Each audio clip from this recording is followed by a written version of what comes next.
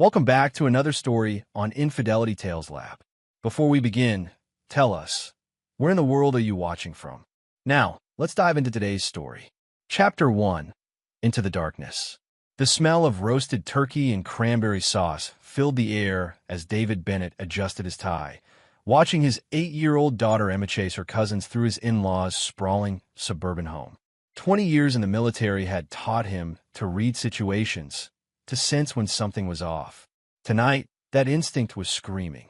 His wife Jennifer had been acting strange for weeks. Hushed phone calls, sudden trips to the grocery store that lasted hours, and an unusual insistence that they attend this particular Thanksgiving dinner at her parents' house in Connecticut. David had served 3 tours in Afghanistan as a special forces operative before transitioning to civilian life as a security consultant. He'd learned to trust his gut, and right now, it was telling him something was very wrong. "David, honey, can you help me in the kitchen?" Jennifer's voice carried an edge he'd never heard before. Her usual confident demeanor seemed fractured, replaced by nervous energy that made her hands shake as she served the green bean casserole. As he approached, Jennifer suddenly grabbed both him and Emma, pulling them toward the pantry with unexpected urgency. The small space smelled of cinnamon and stored preserves, darkness enveloping them as she shut the door. "Daddy, it's dark," Emma whimpered, pressing against his leg. "What's going on?" David started to ask his wife, his voice low but demanding. "Chill. Be quiet," she hissed, her breath hot against his ear. David's training kicked in immediately. He could hear footsteps approaching from the hallway, measured, deliberate steps that belonged to someone trying to move quietly but failing. 2 sets of feet, maybe 3. His hand instinctively moved to where his sidearm would normally rest, finding only empty space under his jacket. Through the thin pantry door, he heard voices. His father-in-law, Harold, speaking in hushed tones to someone David didn't recognize. The conversation was muffled, but he caught fragments. "She told you he'd be here, and needs to happen tonight." Jennifer's breathing was rapid and shallow beside him. Emma had gone completely silent, sensing the tension even at her young age. David's mind raced through possibilities. Was this some kind of intervention? A surprise? Or something far more sinister? The footsteps moved past the pantry, heading toward the living room where the rest of the family was gathered. David heard his mother-in-law's voice join the conversation, her tone artificially bright as she directed whoever these visitors were to the good chairs by the fireplace. "Jennifer," David whispered, his voice carrying the authority that had commanded respect from soldiers half his age. "Tell me what's happening. Now." But even as he asked, pieces were falling into place. Jennifer's recent behavior, her insistence on coming here tonight, the way she positioned them away from the main gathering. His wife of 12 years was scared, not of the visitors, but of him finding out about them. The pantry door handle turned slightly, and David tensed, ready to spring into action. But instead of opening, they heard Harold's voice. "They're in the study now. Give me 5 more minutes." David felt something cold settle in his chest. Jennifer hadn't pulled them into this pantry to hide from the visitors. She'd hidden them so the visitors could have a private conversation with her family. About him. As if reading his thoughts, Jennifer finally spoke, her voice barely a whisper. "David, I need you to know that whatever happens tonight, I never meant for Emma to get caught up in this." That's when David Bennett realized his wife had betrayed him. The question was how deep that betrayal ran, and what exactly was about to unfold in his in-laws' house on this Thanksgiving night. The darkness of the pantry suddenly felt like the calm before a storm that would destroy everything he thought he knew about his life. Chapter 2, Revelations and Foundations. David's military training had prepared him for many things, but discovering his wife's betrayal while hiding in a pantry with their daughter wasn't one of them. He remained perfectly still, controlling his breathing as he listened to the voices in the hallway grow clearer. "The documents are in Harold's safe," an unfamiliar male voice said. "Once Bennett signs them, we can move forward with the transfer. And if he refuses?" This was Jennifer's mother, Patricia. "He won't have a choice," came the reply. "Not with what we have on him." David's blood ran cold. Whatever this was about, it wasn't just personal, it was orchestrated. Professional. His mind immediately went to his security consulting business, the high-profile clients he worked with, the classified information he still had access to through his military contacts. Emma shifted in the darkness, and David gently placed his hand on her shoulder, keeping her calm. Jennifer's trembling had intensified, and he could smell fierce sweat on her despite the cool November air. The pantry door suddenly opened, revealing Harold's weathered face illuminated by the hallway light. "Coast is clear," he said quietly. "They've moved to the study." As they emerged from the cramped space, David's eyes immediately scanned the environment, noting exit routes, potential weapons, anything that might give him an advantage. The house he'd visited dozens of times over the years suddenly felt like enemy territory. "Daddy, I don't like this game," Emma whispered, clinging to his hand. "It's not a game, sweetheart," David replied, lifting her into his arms. He looked directly at Jennifer. "Is it?" Jennifer's face was pale, her usual composure completely shattered. "David, I need you to understand. They made me do this. They have photos, recordings, things that could destroy you." "What kind of things?" His voice was deadly calm, the same tone he'd used when interrogating insurgents overseas. But before Jennifer could answer, Patricia appeared in the kitchen doorway. "David, dear, there are some gentlemen here who'd like to speak with you. They're from your old unit." That was a lie. David knew exactly who was still active in his former Special Forces unit, and none of them would show up unannounced at a family dinner. This was something else entirely. "Emma, go find your cousins," David said, setting his daughter down. "Stay with them until I come get you." As Emma reluctantly wandered toward the living room, David turned his full attention to the three adults surrounding him. Harold, Patricia, and Jennifer, three people he'd trusted implicitly for over a decade. "How long?" he asked Jennifer directly. "How long what? How long have you been working with them? How long have you been feeding them information about me, my business, my clients?" Jennifer's face crumpled. 6 months. Maybe 8. "David, they approached me first. They knew things about your work in Afghanistan, about clients you've never told me about. They said if I didn't help them, they'd destroy you anyway. But at least this way, Emma and I would be protected." "Protected from what?" "From the people who want you dead." The words hung in the air like a physical presence. David had made enemies during his military service, warlords, terrorists, corrupt officials who'd felt the sting of his operations. But he'd been careful, methodical in covering his tracks. His transition to civilian life had been clean, or so he'd thought. "Who are they?" David demanded. Harold stepped forward, his face grave. "Son, there are things about your military service that Jennifer never knew. Operations that were classified beyond your typical black ops. The people in the study, they're offering a way out." "A way out of what?" "Prison," Patricia said bluntly. "Or worse." David's mind raced. He'd been careful, legal in all his post-military activities. His security consulting firm handled corporate espionage prevention, not international incidents. "Unless." "Kabul, 2019, Jennifer said quietly. "Operation Silent Thunder. They know what really happened there." David went completely still. Operation Silent Thunder had been a joint CIA Special Forces mission to eliminate a high-value target who'd been coordinating attacks on NATO forces. The mission had gone perfectly, too perfectly. The target had been eliminated along with his entire compound, including several individuals who'd officially never been there. "That operation was sanctioned," David said carefully. "The original operation was," Harold replied. "But what you did afterward wasn't. The gold, David. The $20 million in gold bars that disappeared from that compound." David felt the world shift beneath his feet. He'd taken that gold, yes, but not for personal gain. It had funded 3 separate rescue operations for captured American soldiers, operations that the Pentagon had refused to authorize. He'd saved lives with that money, but officially, those rescue missions had never happened either. "So this is blackmail," David concluded. "This is survival," Jennifer said, tears streaming down her face. "For all of us." But David Bennett wasn't the type of man who responded well to threats. As he looked at the 3 people who'd orchestrated his betrayal, something cold and calculating settled in his mind. They thought they knew him, thought they could manipulate him like some ordinary civilian. They were about to learn how wrong they were. Chapter 3. The Lion's Gambit. David followed Harold down the hallway toward the study, his mind working through scenarios with tactical precision. 20 years of military training didn't simply disappear because someone threatened him with blackmail. If anything, it made him more dangerous.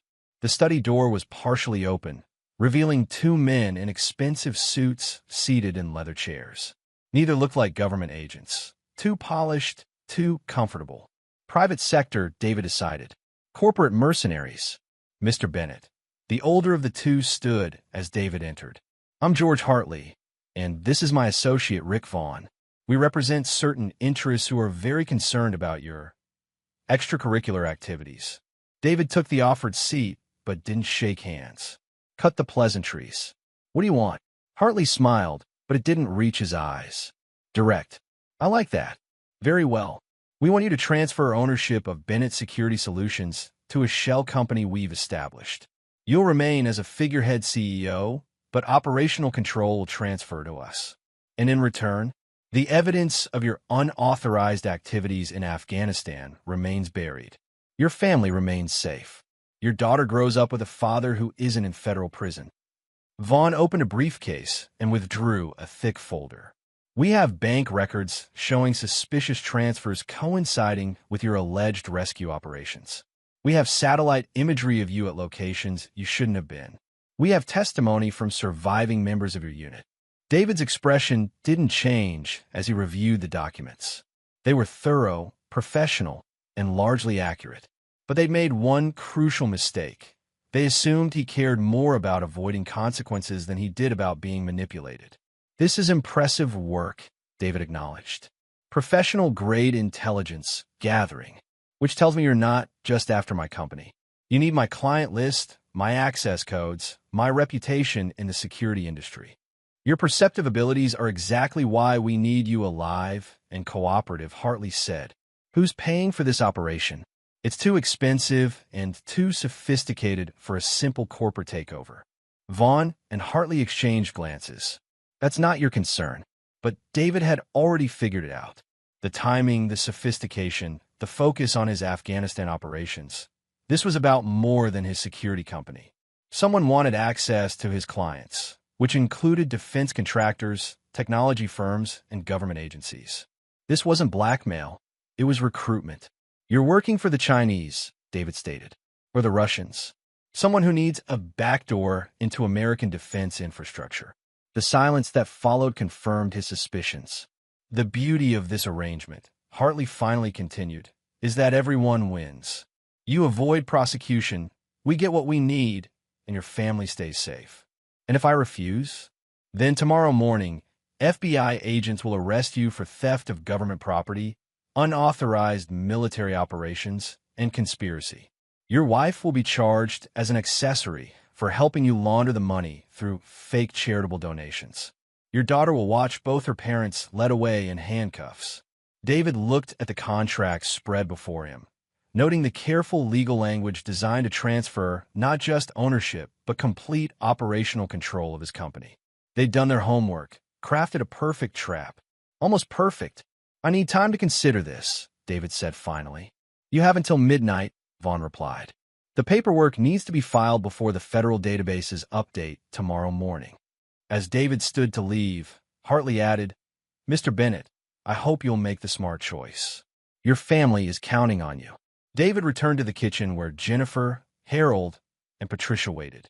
Their faces showed a mixture of guilt, fear, and desperate hope that he'd simply comply. Well, Jennifer asked. I need to make some phone calls, David replied. Where's Emma? Watching a movie with her cousins in the basement. Good.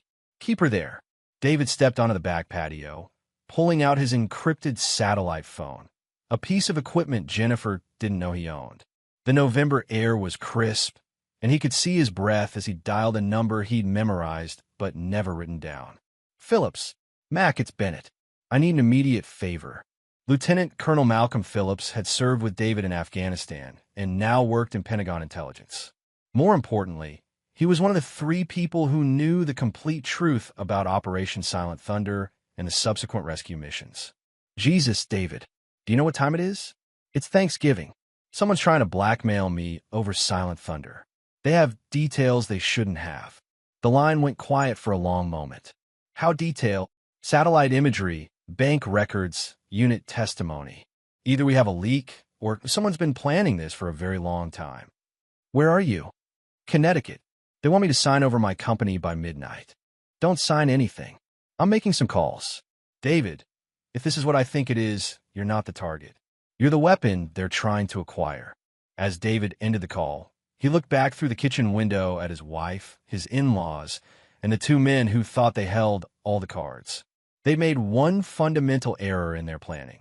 They assumed David Bennett was the same man who'd left the military 5 years ago. But 5 years of running a security company, of staying connected to intelligence networks, of carefully building relationships with people who could move mountains when necessary, had made him something far more dangerous than a retired soldier. He was a strategist with resources they couldn't imagine and a code that didn't allow for forgiveness of betrayal. Looking at his watch, David smiled for the first time that evening.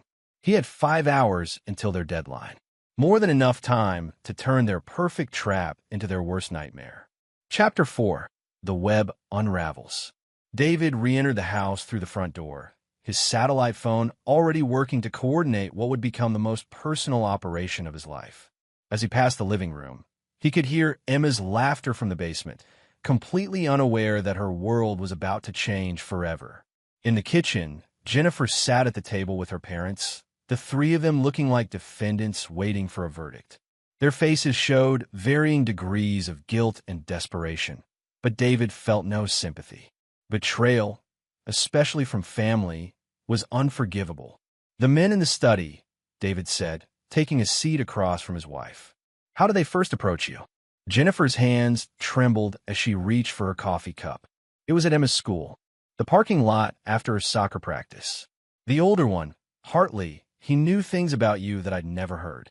He showed me photos of you in places you'd never mentioned, with people I'd never seen.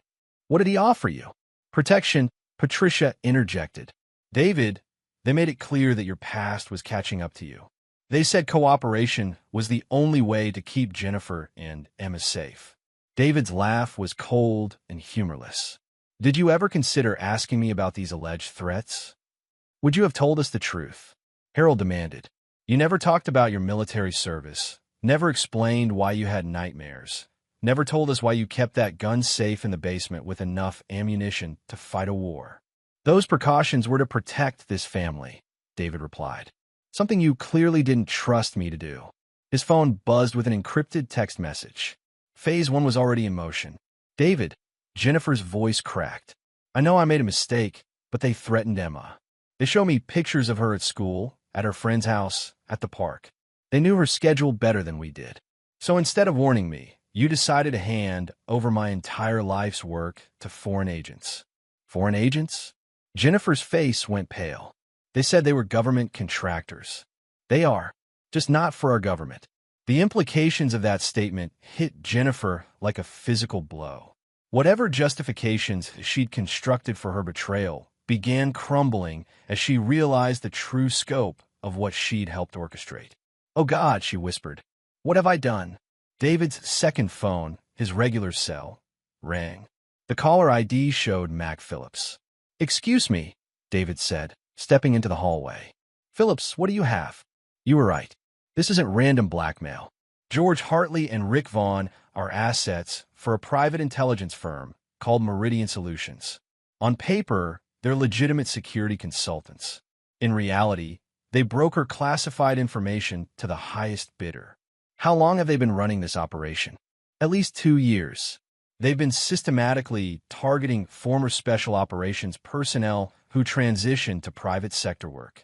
Your company was always the endgame, David. Your client list reads like a directory of every classified defense project in the country. David felt pieces clicking into place. They needed someone with my reputation and clearance levels to provide legitimate access. Exactly. And here's the kicker. Your wife wasn't their first contact point. They tried to recruit your business partner first. David froze. Kyle Morrison?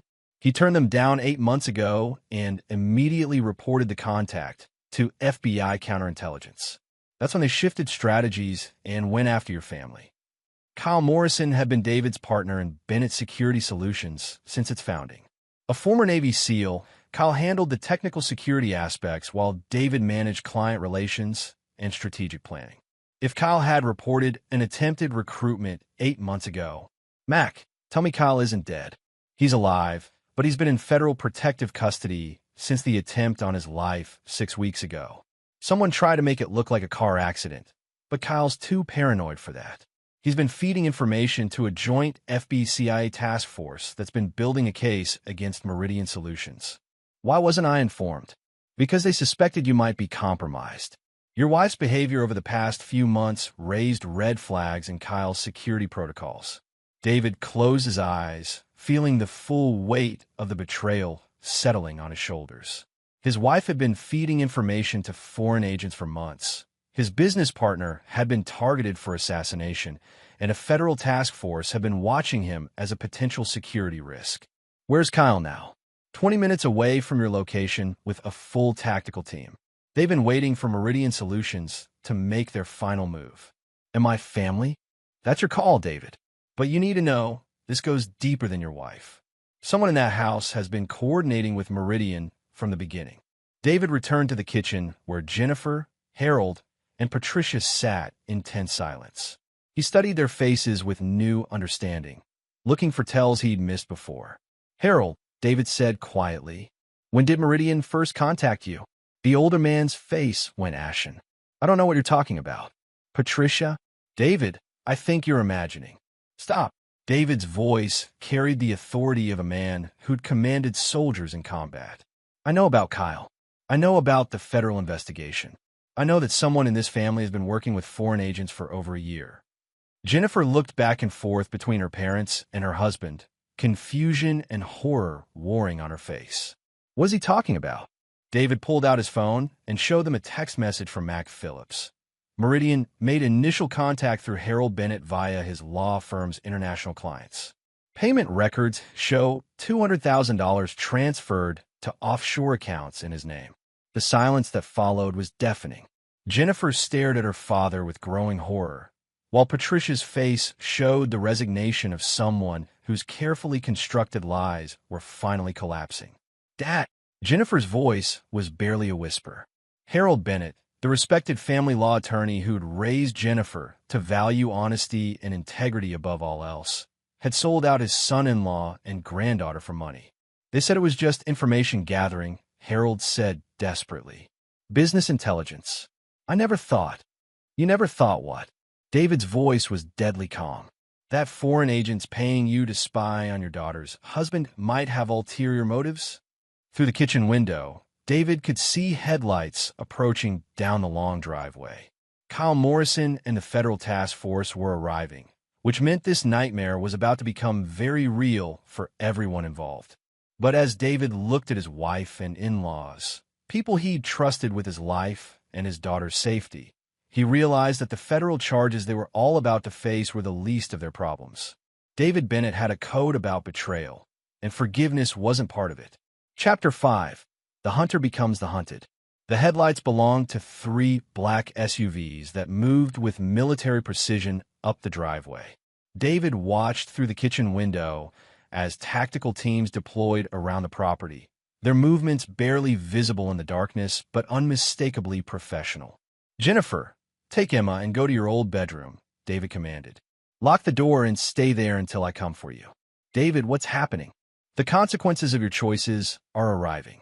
As Jennifer hurried toward the basement to collect Emma, David turned to Harold and Patricia. You have about 2 minutes before federal agents arrest you for conspiracy, treason, and aiding foreign intelligence operations. I suggest you use that time to consider whether you want Emma to see her grandparents led away in handcuffs. Patricia began crying, but Harold's face showed the calculating expression of a lawyer looking for an angle. David, we can work this out. I have contacts in the Justice Department. Your contacts won't help you now. The people you've been working with killed Kyle's wife and tried to kill Kyle. This isn't white-collar crime anymore. It's espionage with a body count. The front door opened without ceremony as Kyle Morrison entered, followed by 6 federal agents in tactical gear. David's business partner looked older, more weathered than when David had seen him 6 weeks ago, but his eyes held the sharp focus of a man who'd survived an assassination attempt. "Hello, partner," Kyle said grimly. "Sorry about the dramatic entrance, but we needed to catch everyone together." The 2 men who'd been waiting in the study, Hartley and Vaughn, emerged with their hands raised, flanked by agents. Their earlier confidence had evaporated, replaced by the resigned expressions of professionals who'd been outmaneuvered. Mr. Bennett, Agent Sarah Collins, the task force leader, addressed David directly. "We need to debrief you on this operation, but first we need to secure the scene and process the suspects."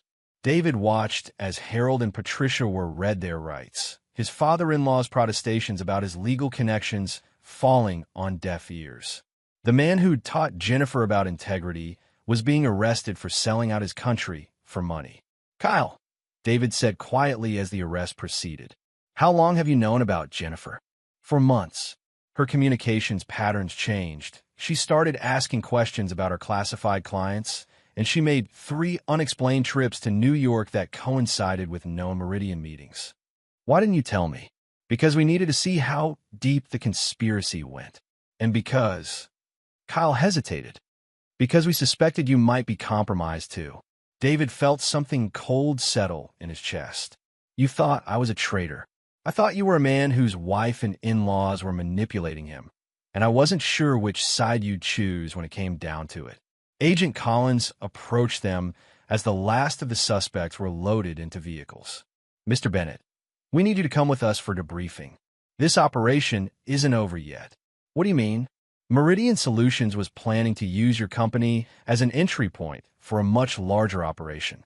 They've been systematically compromising defense contractors across the country. Your company was supposed to be the keystone that gave them access to everything else." David looked toward the house where Jennifer and Emma waited, then back at Kyle. "My family. Jennifer will be charged as an accessory, but given her cooperation tonight and the coercion involved, she'll likely face minimal prison time. The in-laws are looking at 20 to life for treason. And Emma, that's up to you, David. You're not being charged with anything. In fact, given what we've learned about your unauthorized rescue operations in Afghanistan, there's talk of a congressional commendation rather than prosecution." David absorbed this information with the same tactical calm he'd maintained all evening. His wife would go to prison. His in-laws would likely die behind bars. His daughter would grow up knowing her mother was a convicted traitor. But as he looked at Kyle, the man who'd risked everything to protect both David and national security, David realized that some betrayals cut deeper than others. "Kyle, you've been investigating me for 4 months. You've had surveillance on my family, monitored our communications, and built a federal case without telling me. You suspected I might choose my wife over my country." Kyle's expression remained neutral. "That's right. And you were willing to let me walk into this trap tonight without warning me, just to see what I'd do. If you'd chosen to cooperate with Meridian, we would have arrested you too." David nodded slowly, understanding the full scope of what had transpired. Everyone he'd trusted, his wife, his in-laws, his business partner, had been operating with their own agendas. The only difference was that Kyle's agenda aligned with national security rather than personal gain. But betrayal was still betrayal, regardless of motivation. "Agent Collins," David said, "I'll need a few minutes with my daughter before we leave." "Of course. Take the time you need." As David walked toward the house, Kyle called after him. "David, what happens now? With the company, I mean." David paused without turning around. "You'll find out tomorrow morning when the paperwork is filed." The tone in David's voice made Kyle's blood run cold. After 20 years of partnership, he knew that tone meant David Bennett had reached a decision that couldn't be appealed or negotiated. Kyle Morrison had chosen to investigate his partner rather than trust him. It had been the right choice for national security, but it had been the wrong choice for their friendship. And David Bennett never forgave betrayal from anyone, even when that betrayal came from the right motives. Chapter 6: A Father's Choice.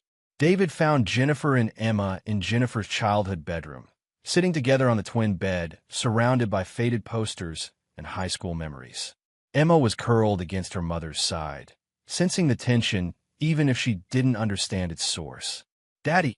Emma looked up with relief as he entered.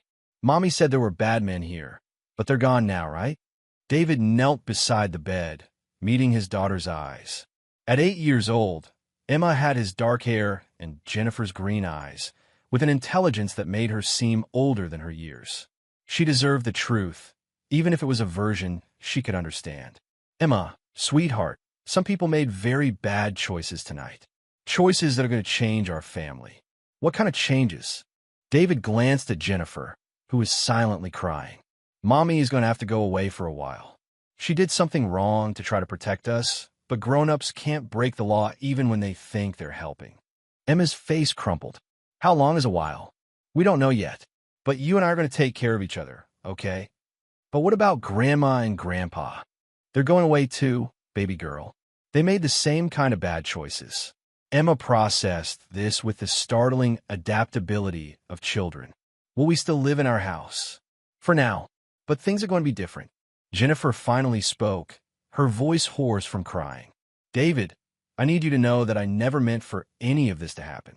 I thought I was protecting her, protecting you." David's response was measured, final. "You made your choice, Jennifer. Now you live with the consequences." But Emma needs her mother. Emma needs a mother who puts her safety above everything else. You put foreign agents and your father's greed above your daughter's welfare. I was scared. They threatened to kill you, to kill Emma. What was I supposed to do? You were supposed to trust me. You were supposed to remember that I spent 20 years protecting people, and that I might have been able to protect my own family if you'd given me the chance. Agent Collins appeared in the doorway. "Mr. Bennett, we need to move." David stood and lifted Emma into his arms. "Are you ready for an adventure, sweetheart?" "Where are we going?" "To stay with Uncle Kyle for a few days while the police finish their work." It was a lie, but necessary one. David had no intention of staying with Kyle Morrison or anyone else connected to this betrayal. He had safe houses, resources, and contingency plans that none of them knew about. As they walked toward the front door, Emma turned to wave at Jennifer. "Bye, Mommy. I love you." Jennifer's sob echoed through the hallway, but David didn't slow down or look back. Outside, Kyle waited by one of the SUVs. "David, we need to talk about the company, about next steps." "The company is dissolved as of tonight," David said, settling Emma into a car seat. "All assets will be liquidated and the proceeds donated to military family charities." Kyle's face went pale. "You can't do that. We have contracts, obligations. I could do whatever I want with my company. I'm a majority shareholder, remember?" "David, be reasonable. We can rebuild, move past this." "No, Kyle, we can't." David's voice was final. "You chose to investigate me instead of trusting me. You were right to do it from a national security perspective, but it ended our partnership the moment you made that choice. So what are you going to do now?" David looked at his daughter, then at the house where his wife and in-laws were being processed as federal prisoners. "I'm going to disappear for a while. When I come back, it will be with a new identity, a new business, and a daughter who's learned that family loyalty is earned, not given." "David, you can't just disappear. The FBI will need you for testimony, The FBI has everything they need. I'm not a suspect, I'm not under investigation, and I'm not required to stay in Connecticut." David started the engine. "Tell Agent Collins that if she needs me, she can reach me through my attorney." As David pulled away from the house, Emma asked, "Daddy, are we really going to Uncle Kyle's?" "No, sweetheart. We're going somewhere much better. Somewhere we can start over and build a new life together. Just us. Just us. You and me against the world." In the rearview mirror, David watched Kyle Morrison standing in the driveway, surrounded by federal agents and the wreckage of everything they built together. Kyle had made the right choice for his country, but the wrong choice for their friendship. Jennifer had made the wrong choice for everyone. Harold and Patricia had made the choice to prioritize money over family. All of them would live with the consequences of those choices while David Bennett and his daughter disappeared into a network of safe houses and new identities that would keep them secure until David decided how to extract his final revenge. Because David Bennett never forgave betrayal, and he'd just been betrayed by every adult he'd trusted with his daughter's safety. The game was far from over. Chapter 7, Ghost Protocol. 6 months after the Thanksgiving betrayal, David Bennett no longer existed in any official capacity. The man who'd driven away from his in-laws' house that night had disappeared into a network of former military contacts and off-the-book security protocols, emerging as Thomas Mitchell, a widowed security consultant based in Montana. Emma, now legally known as Sarah Mitchell, adapted to their new life with the resilience of a child who trusted her father completely. She attended a private school under her new identity, made friends easily, and rarely asked about her mother or grandparents. David had told her they were away for their bad choices, and Emma seemed content with that explanation. What Emma didn't know was that her father spent his evenings coordinating an elaborate revenge scheme that would destroy everyone who'd betrayed them. From his home office in Missoula, David maintained surveillance on his former life through a network of contacts Kyle Morrison never knew existed. Private investigators, former Special Forces operatives working in corporate security, and information brokers who owed David favors from his military days.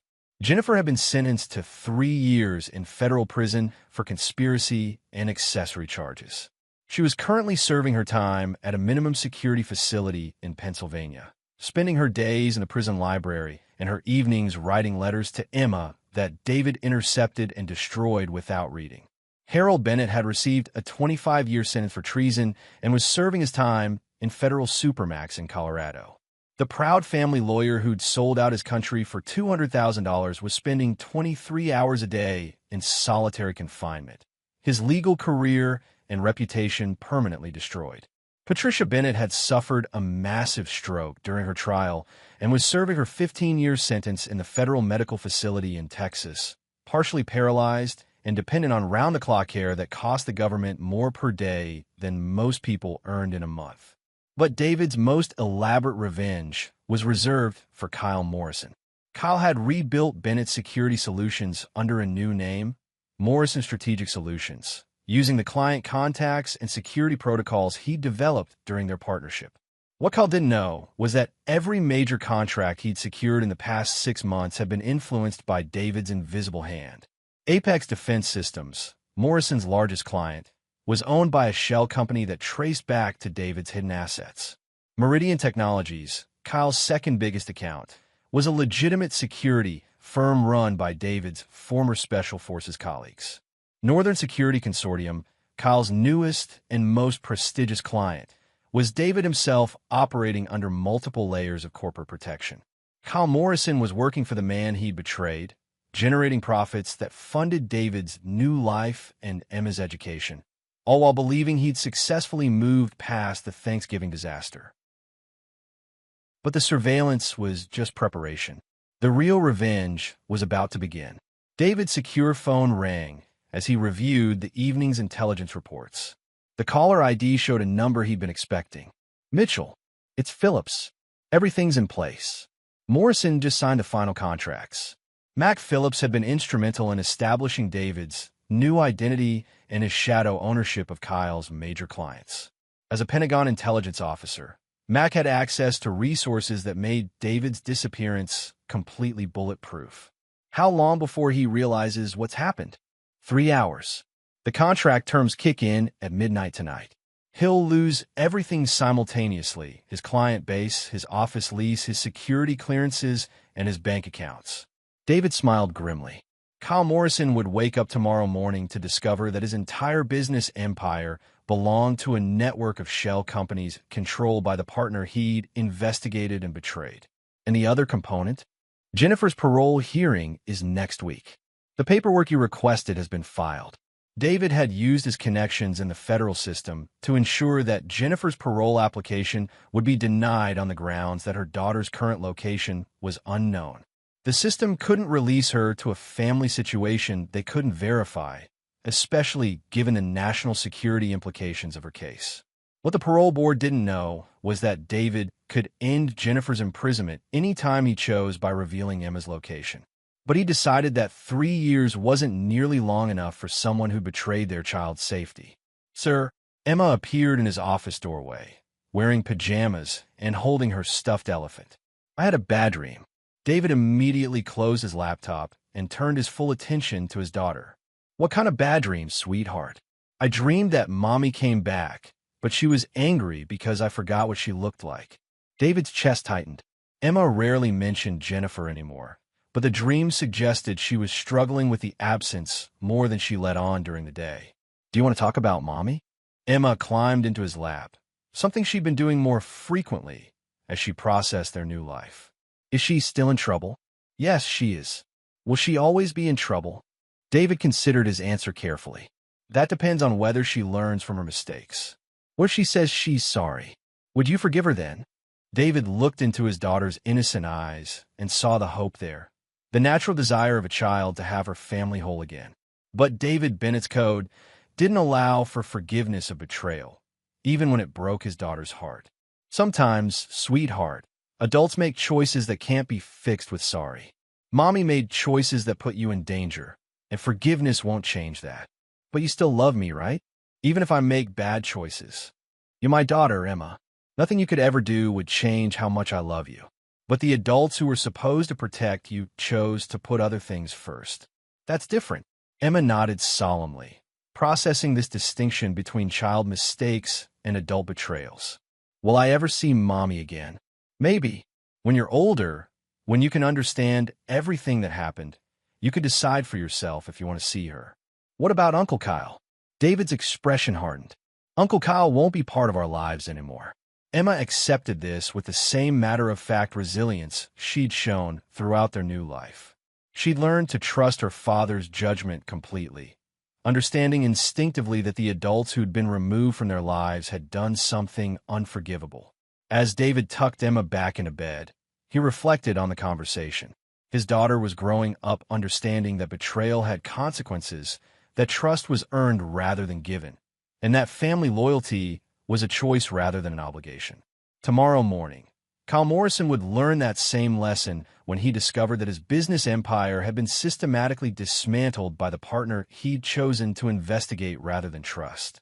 The revenge David Bennett had been orchestrating for 6 months was finally ready to spring its final trap. Chapter 8. Reckoning. Kyle Morrison's world collapsed at exactly 12:01 a.m. Mountain Time as automated systems triggered by David's carefully orchestrated contracts began their work. The first sign of trouble came when Kyle's keycard no longer worked at the Morrison Strategic Solutions office building. The second came when he discovered his business bank accounts had been frozen for suspicious activity related to shell company investigations. The third came when he called his largest client, Apex Defense Systems, only to be informed that their contract had been terminated due to a change in operational requirements. By sunrise, Kyle Morrison's empire had been reduced to a cell phone that would stop working when the bill came due next week, and a personal bank account that contained exactly enough money to cover 1 month's rent on his apartment. Kyle understood immediately what had happened. Only one person had the resources, the connections, and the tactical brilliance to orchestrate such a complete and simultaneous destruction of everything Kyle had built. David Bennett was alive, active, and very, very angry. Kyle's hands shook as he dialed the number he'd memorized but never expected to use. The phone rang 3 times before a familiar voice answered. Hello, Kyle. David. I know it's you. I know what you've done. Do you? Tell me what you think you know. Kyle looked around his empty office, noting the security cameras that had probably been feeding information to David for months. You own all my clients. The contracts I signed gave you operational control of everything I built. You've been watching me, manipulating me, and now you've taken everything. Very good. Your analytical skills haven't deteriorated. Why now? Why wait 6 months? Because I wanted you to understand what you'd built, how successful you'd become, how bright your future looked. I wanted you to feel secure and confident before I took it all away. Kyle closed his eyes, recognizing the tactical psychology he'd seen David use on enemies overseas. You wanted me to experience the betrayal the way you did. Exactly. You chose to investigate me instead of trusting me. You suspected I might choose my wife over my country. You were willing to let me walk into that trap without warning me, just to see what I'd do. I made the right choice for national security. You made the right choice for the mission, David corrected. But you made the wrong choice for our partnership. And now you're learning what it feels like when someone you trust uses your own success against you. Kyle felt the weight of David's words settling on his shoulders. For 6 months, he'd been working for the man he'd betrayed, generating profits that funded David's new life, all while believing he'd successfully moved past their destroyed partnership. What happens now? Now you start over with nothing, just like I did. Except I had a daughter to protect, and you just have yourself.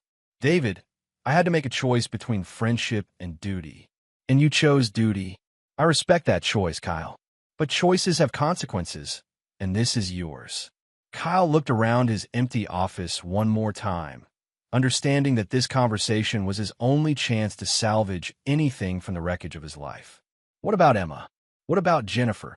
Emma is safe, happy, and learning important lessons about trust and loyalty. Jennifer is serving her sentence and will continue to do so until I decide otherwise. You're controlling her parole?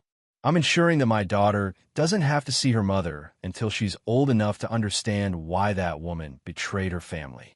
Kyle heard something in David's voice that made his blood run cold, a finality that suggested Jennifer's imprisonment might last far longer than her original sentence. David, Emma needs her mother. Emma needs adults she can trust. Jennifer forfeited her right to be that person when she chose to work with foreign agents. And me? Did I forfeit my right to be her uncle when I chose to protect national security? The silence that followed stretched for nearly a minute before David answered. You forfeited your right to be anything to my family when you decided to investigate me instead of trusting me. The fact that you were right to do it doesn't change the betrayal.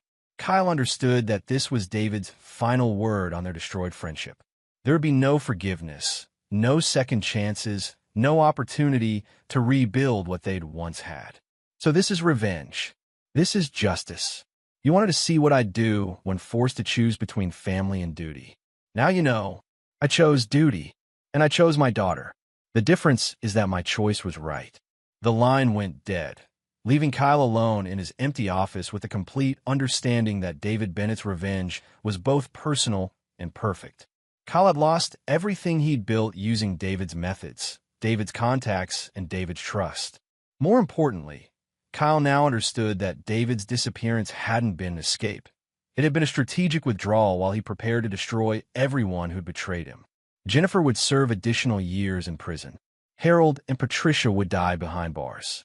Kyle would start over with nothing, and David Bennett would raise his daughter to understand that betrayal, even well-intentioned betrayal, came with permanent consequences. As Kyle walked out of his former office for the last time, he realized that David had given him something more valuable than forgiveness. He'd given him a complete understanding of why David Bennett never forgave anyone who betrayed him.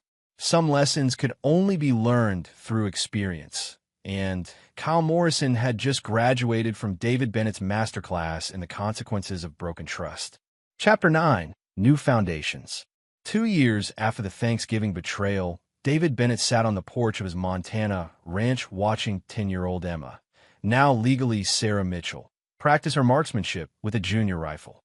She'd grown taller, more confident, and had developed the kind of focused intensity that reminded David of himself at that age. "Dad, I hit the target 8 out of 10 times, Emma called out, her voice carrying across the meadow. "Excellent work, sweetheart. Remember to control your breathing." Emma nodded and resumed her stance, her form perfect after months of instruction. David had decided that his daughter would never again be defenseless against people who might threaten her safety. She was learning marksmanship, martial arts, situational awareness, and most importantly, how to recognize when adults had ulterior motives. David's secure phone buzzed with an encrypted message from Mac Phillips. Jennifer's second parole application denied. Morrison attempted suicide last week. Survived, hospitalized. Harold died in prison yesterday. Heart attack. David felt no satisfaction at Harold's death, only the grim completion of consequences that had been set in motion that Thanksgiving night. Harold Bennett had chosen money over family loyalty and had died alone in a federal supermax. His reputation destroyed and his daughter imprisoned because of his choices. Patricia remained in federal medical custody, her stroke-related disabilities making her more of a burden on the system than a functional prisoner. She would likely die in government care, another casualty of greed and betrayal. Kyle Morrison's attempted suicide suggested that the psychological impact of David's revenge had been more devastating than the financial destruction. Kyle had lost everything he'd built, but more importantly, he'd lost the sense of honor and integrity that had defined his identity as a former Navy SEAL. Learning that he'd worked for the man he'd betrayed for over a year had shattered something fundamental in Kyle's psyche. Jennifer's continued imprisonment was the most complex element of David's revenge. She'd served 4 years of a 3-year sentence because David's influence ensured her parole applications were denied on technicalities. The system couldn't release her to an unknown family situation, and David had no intention of revealing Emma's location until his daughter was old enough to make her own choices about maternal contact. "Dad, can we practice hand-to-hand combat now?" Emma asked, approaching the porch with her rifle properly secured. "Did you clean your weapon?" "Yes, sir. Field stripped, cleaned, and stored according to protocol." David smiled at his daughter's military precision. "Then yes, we can practice. But first, tell me the 3 rules of engagement. 1. Never start a fight, but always finish it. 2. Use minimum necessary force to neutralize the threat. 3. Protect yourself and innocent people. Never seek revenge." "Good. And what makes someone worthy of trust?" "Their actions over time, not their words or their relationship to me." "And what do we do with people who betray that trust?" Emma's expression grew serious. "We remove them from our lives permanently. Betrayal can't be forgiven because it shows who they really are when they think they can get away with it." David nodded approvingly. Emma was learning the lessons that would protect her for the rest of her life. She would never be as naive as he'd been, never trust family members simply because they were family, never assume that love and loyalty were the same thing. As they practiced defensive combat techniques, David reflected on the path that had brought them to this Montana ranch. He'd lost everything he thought he valued: his wife, his business partnership, his extended family, his old identity. But he'd gained something more valuable: absolute certainty about who deserved his trust and loyalty. Emma had proven herself worthy of his complete devotion through her resilience, adaptability, and unwavering trust in his judgment. She'd never questioned his decisions, never asked to contact the people he'd removed from their lives, never made him choose between her welfare and misplaced family loyalty. "Dad, do you ever miss our old life?" Emma asked as they took a water break. "I miss the illusion of having a larger family," David replied honestly. "But I don't miss the reality of what those people were actually like." "Do you think I want to see Mom someday?" David considered his answer carefully. "You might. And when you're old enough to make that decision based on full knowledge of what happened, I'll support whatever choice you make. But you'll never forgive her." "No, sweetheart, I won't. But your relationship with her doesn't have to be the same as mine." Emma nodded, understanding the distinction between David's permanent judgment and her own future choices. She was learning that forgiveness was optional, that family relationships required mutual respect and trust, and that her father's love for her was unconditional while his tolerance for betrayal was non-existent. As the sun set over the Montana mountains, David watched his daughter practicing her defensive techniques with focused determination. She was growing up to be exactly the kind of person he'd hoped: strong, intelligent, loyal, and completely intolerant of people who might try to manipulate or betray her. Jennifer would eventually be released from prison to discover that her daughter had become someone she'd never recognize, someone who understood that trust was earned and betrayal was permanent. Kyle Morrison, if he survived his psychological breakdown, would spend the rest of his life understanding that choosing duty over friendship had cost him everything he'd valued. Harold was dead, Patricia was dying, and their legacy was the destruction of their family through greed and betrayal.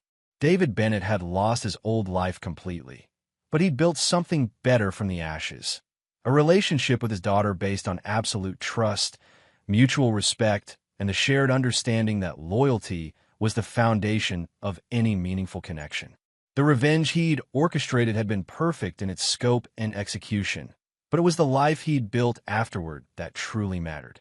David Bennett never forgave betrayal, but he discovered that some losses led to gains that were worth more than what had been destroyed. Emma was living proof that the right people, treated with complete honesty and respect, could build something unshakable together. The rest of the world could learn that lesson the hard way, just as everyone who betrayed them had learned it. David Bennett's code